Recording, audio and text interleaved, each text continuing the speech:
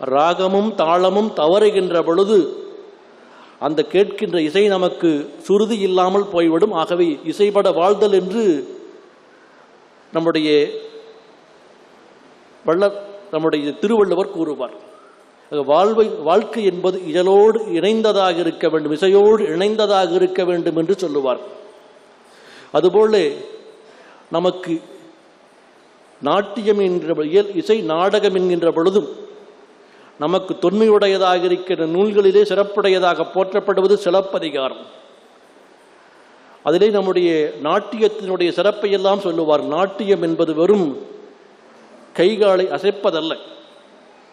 இந்த 7 சுரங்களுக்குள் எப்படி இசை அமைகின்றதோ ஒவ்வொரு அங்கங்களும் அசைவுக்குரியதாக இருக்கின்றது. கண் பார்க்க வேண்டும், அந்த அசைவை செய்ய வேண்டும். கை அந்த முத்திரையிலே இருந்து அந்த முத்திரையை காட்டுவதற்குரியதாக இருக்க வேண்டும். கால் அந்த அசைவிற்கேற்ப நாட்டியத்தை கொடுக்க வேண்டும். இந்த குழந்தைகள் அந்த ஆண்டாளுடைய நாடகத்தை ஆடுகின்ற பொழுது மிக நளினமாக அந்த பூக்களை தொடுக்கின்ற பொழுதும் கூட அந்த காட்சி எவ்வளவு நளினமாக கட்டி இறைவனுக்கு சாற்றுகின்ற அந்த அழகான பாவனையை காட்டினார்கள். இந்த நாடகத்திற்குரியது பாவனை. இந்த பாவனையின் மூலமாகத்தான் இசை நன்றாக இருந்தாலும் கூட இந்த பாவனை தவறிவிட்டால் அதை பார்ப்பதற்கு இயலாமல் போய்விடும். நம்முடைய மிகச்சிறந்த ஒரு ஆண்டாளுடைய நாள் அழகாக சொல்லுவார். மாயனை மண்ணும் மடமதுரை மைந்தனை தூய பெருநீர் அமனை துறைவனை ஆயர்களத்தில் தோன்றும் மணிவிளக்கை தாயை குடல் விளக்கம் செய்த தாமோதரனாய் தூயோமாய் வந்து தூமலர் தூவித் தொழுது வாயினால் பாடி மனத்தினால் சிந்திக்க. நாம் எப்படி வர வேண்டும்?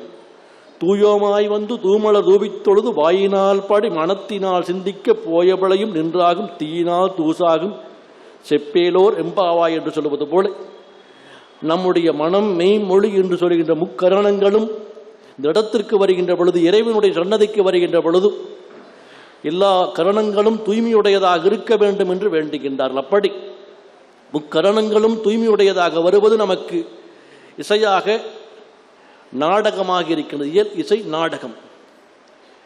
இயல் என்பது நமக்கு உரியதாக இருக்கின்றது, பேச்சு வழக்கிலே இருக்கின்றது.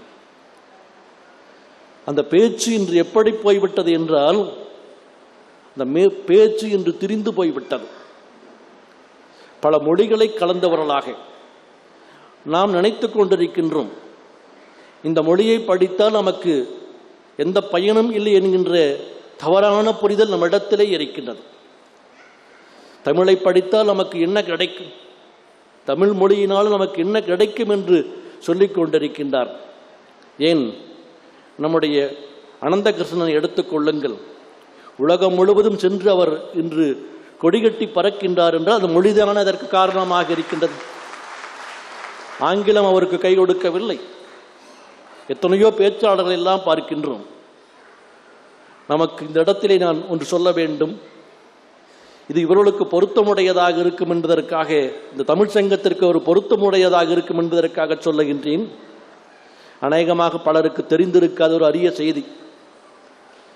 முதலமைச்சராக இருந்த எம்ஜி ராமச்சந்திரனுடைய காலத்திலே இதுபோல ஒவ்வொரு துறையிலே இருக்கின்ற முத்தமிழ் அறிஞர்களுக்கு விருது கொடுக்க வேண்டும் என்ற சிந்தனை இருந்தது.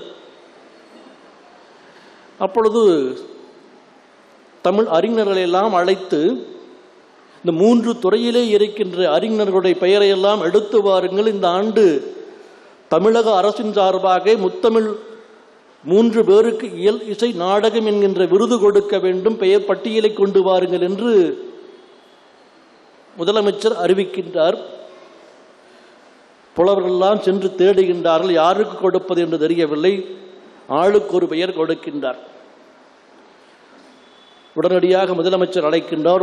ஒரு வாரத்திலே கொடுக்க வேண்டும், இந்த பெயரை கொடுங்கள் என்று சொன்ன பொழுது தமிழ் பேர அறிஞர்கள் எல்லாம் என்ன செய்வது என்று தெரியாமல் தடுமாறிக்கொண்டிருக்கின்றார்கள். அப்பொழுது அந்த முதலமைச்சர் அவர்கள் சொல்லிவிடுகின்றார், இதற்கு போய் ஏன் இப்படி தேடிக்கொண்டிருக்கின்றீர்கள்? ஒருவருக்கே இந்த முத்தமிழையும் கொடுத்து விடலாம், அது ஒருவருக்குத்தான் உரியதாக இருக்கும், அவர் வேறு யாரும் அல்ல, திருமுருக கிருபானந்த வாரியார் இயல் இசை நாடகத்திற்கு 3க்கும் உரியவராக இருக்கின்றார். ஆகவே இந்த ஆண்டு விருது அவருக்கு உரியதாக இருக்கின்றது என்று சொன்னாராம்.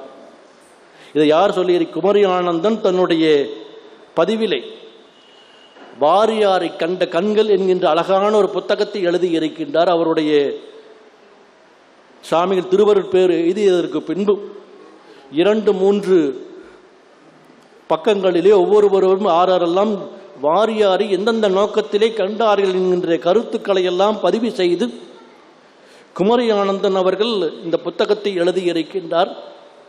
இந்த புத்தகத்திலே இந்த செய்தியை பதிவு செய்திருக்கின்றார்.